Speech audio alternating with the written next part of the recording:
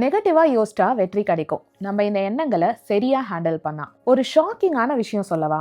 வெறும் பாசிட்டிவ் திங்கிங்னால மட்டும் நம்மளால வெற்றி அடைய முடியாது. இன்ஃபேக்ட் நம்ம நெகட்டிவ் தாட்ஸே நமக்கு பெரிய அட்வான்டேஜா இருக்க சான்ஸ் இருக்கு. நான் இதுல தோத்துட்டா என்ன பண்றது? மத்தவங்க என்ன ஜட்ஜ் பண்ணிட்டாங்கன்னா, நான் என் லைஃப்ல எல்லாத்தையுமே தொலைச்சிட்டா? இந்த மாதிரி நெகட்டிவ் தாட்ஸ் நம்ம எல்லாருக்குமே வரது ரொம்ப காமன் தான். இத பத்தி நான் படிச்சதுலேருந்து நான் புரிஞ்சுக்கிட்ட விஷயம் என்ன தெரியுமா?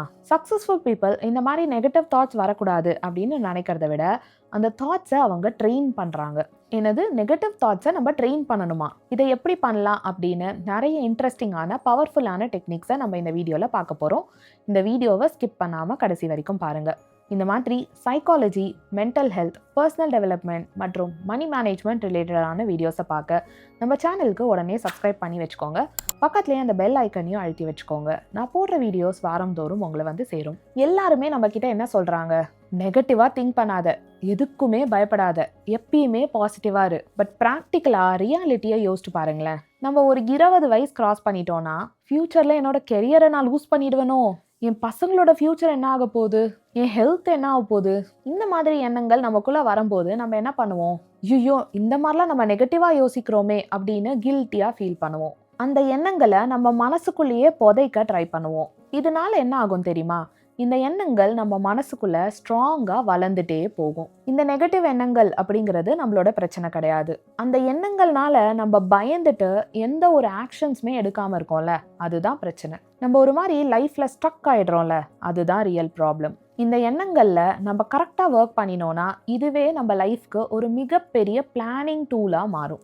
லைட்டா உங்களோட மைண்ட் செட்டை ஷிஃப்ட் பண்ணி பாருங்களேன். நெகட்டிவ் தாட்ஸ் என்னை அழிக்க போகுது, என்னை டெஸ்ட்ராய் பண்ண போகுது அப்படின்னு யோசிக்காம, இந்த எண்ணங்கள் தான் என்னோட ஃபியூச்சருக்கு ப்ரிப்பேர் பண்ண போகுது அப்படின்னு யோசிங்களேன். இந்த சக்ஸஸ்ஃபுல் பீப்புள் எல்லாருமே வேர்ஸ்ட் கேஸ் அனாலிசிஸ் அப்படிங்கிறத கண்டிப்பாக பண்ணுவாங்க.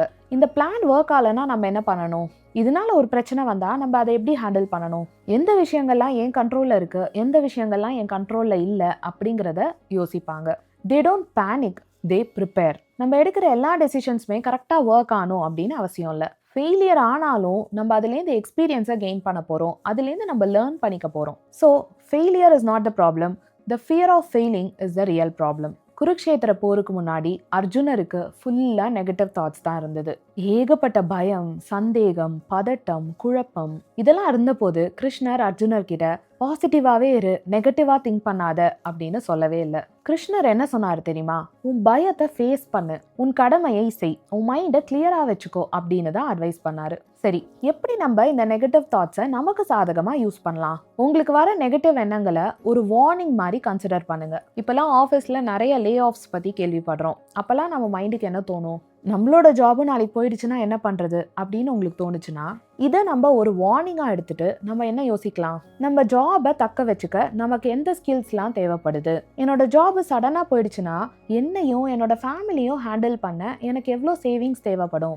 இந்த வேலை போச்சுன்னா எனக்கான பேக்கப் என்ன? இந்த மாதிரி நம்ம நெகட்டிவ் தாட்ஸை குவெஸ்டன்ஸாக ஃப்ரேம் பண்ணுங்க. நான் தோத்துருவேன் அப்படின்னு யோசிக்காம, நான் தோக்காமல் இருக்கிறதுக்கு என்ன பண்ணுறது, இல்லைனா அப்படியே தோத்துட்டேன்னா அடுத்தது என்ன, எப்படி என்ன இம்ப்ரூவ் பண்ணிக்கலாம் அப்படின்னு யோசிச்சு பாருங்க. இதை பற்றி இன்னும் யூஸ்ஃபுல்லான ஐடியாஸ்லாம் டிஸ்கஸ் பண்ணுறதுக்கு முன்னாடி நான் உங்ககிட்ட ஒரு விஷயம் சொல்லணும்னு ஆசைப்படுறேன். உங்கள் வாழ்க்கையில் நிறைய கஷ்டங்கள் இருக்குது, வேலை பளு இருக்குது, ரிலேஷன்ஷிப்ஸ்னால நிறைய பிரச்சனைகள் இருக்குது, தன்னம்பிக்கை இல்லாமல் நெகட்டிவ் தாட்ஸ் நிறைய சுற்றி இருக்குது. இதனால உங்கள் லைஃப்பில் உங்களால் ஃபோக்கஸ் பண்ண முடியல, கன்சிஸ்டண்ட்டாக உங்களால் ஒரு வேலையை பண்ண முடியல, அதுக்கான மோட்டிவேஷனும் உங்களுக்கு இல்லை அப்படின்னா என்னோட ப்ரைவேட் கன்சல்டேஷன் செஷன்ஸில் லைஃப் ரீசெட் ஃபார்முலா அப்படிங்கிற மெத்தடை யூஸ் பண்ணி எப்படி நீங்கள் உங்கள் மைண்ட் செட்டை உங்களுக்கு சாதகமாக்கிக்கலாம் அப்படின்னும், இந்த ஸ்ட்ரெஸ்ஸு, பதட்டம், பயம் அப்படிங்கிற சுழல்லேருந்து வெளியே வந்து எப்படி நீங்கள் மன நிம்மதி, அமைதி, வெற்றி, அன்பு இதை எல்லாத்தையும் ஈர்க்கலாம் அப்படின்னு தெரிஞ்சுப்பீங்க.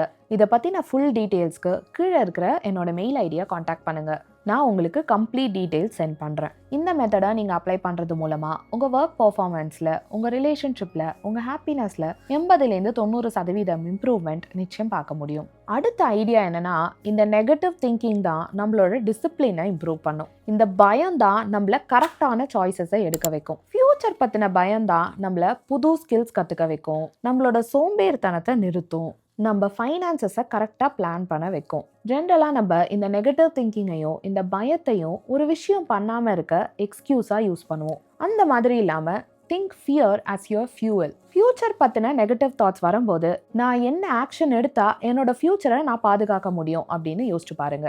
நீங்கள் பாசிட்டிவாக இருக்கணும் அப்படின்னு உங்கள் மைண்டை ஃபோர்ஸ் பண்ணி அதுவே உங்களை ப்ரெஷரைஸ்டாக ஃபீல் பண்ண வைக்குதா? கமெண்ட்ல ஷேர் பண்ணுங்க.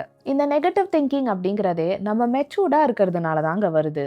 சில பேர் எல்லாமே பாசிட்டிவாக தான் நடக்கணும் அப்படின்னு யோசிச்சுட்டு சின்னதாக வேற மாதிரி நடந்தா கூட ஐயோ அம்மான்னு அழுவாங்க. ஆனால் மெச்சூர்டாக இருக்கிறவங்க எது நடந்தாலும் பார்த்துக்கலாம், நான் ரெடியாக தான் இருக்கேன் அப்படின்னு தைரியமாக சொல்லுவாங்க. ஏன்னா அவங்க பவர் அவங்களுக்கு தெரியும். இந்த பிளான் ஒர்க் அவுட் ஆகலன்னா கூட ஸ்டில் என்கிட்ட இந்த விஷயங்கள்லாம் இருக்கு, இந்த ஸ்கில்ஸ்லாம் என்கிட்ட இருக்கு, நான் தொலைச்சதை திரும்ப ஃபர்ஸ்ட்லேருந்து பில்ட் பண்ணுவேன் அப்படிங்கிற நம்பிக்கை அவங்களுக்கு இருக்கும். நம்ம மைண்டு தான் நம்மளை கீழையும் இறக்கும், மேலே ஏற்றியும் கொண்டு போகும். இந்த நெகட்டிவ் தாட்ஸை ஹேண்டில் பண்ண ஒரு ஜேர்னலிங் டெக்னிக் பார்ப்போமா? உங்கள் ஜேர்னலையும் பெண்ணையும் எடுத்துக்கோங்க. இப்போ நம்ம ஃபர்ஸ்ட் என்ன எழுத போறோம்னா, one negative thought I had today. உங்களுக்கு இன்னைக்கு வந்த ஒரு நெகட்டிவ் தாட்டை எழுதுங்க. ரெண்டாவதா, what lesson it gave me. அது எனக்கு என்ன மெசேஜ் கொடுக்க ட்ரை பண்ணுச்சு அப்படிங்கிறத எழுதுங்க.